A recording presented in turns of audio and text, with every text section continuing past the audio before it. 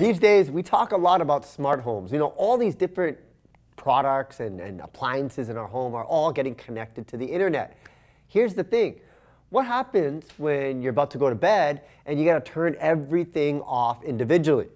It kind of is a bore, but now you can change that with this, the Eve button by Elgato. Now the Eve button is very small, it can fit in the palm of your hand. It's about 2 inches square. On the front is completely flat, but when you press the front, you can sense that there is a button underneath.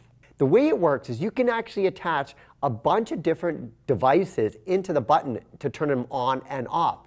For example, say you're going to go to sleep at night, you press the button and everything shuts off. Your lock, your smart lock, locks up, your lights turn down, maybe the music starts playing, I don't know, lullabies or something put the kids to sleep. All of that can be controlled in the button, and it works with their corresponding app. Basically what you do is you set different almost like rules to what happens when the button is pressed on and off.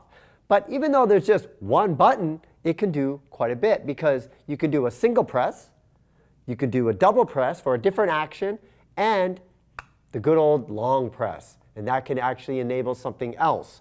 Now, it is an iOS device, so you're going to need, an iPad, iPhone, and the HomeKit devices. But once you have it all set up, you can literally turn things on and off with the press of a button. You got to check this out. We're looking at the Eve button from Elgato. Retails for about $70 Canadian. You get more information at elgato.com. That's ELGATO.com.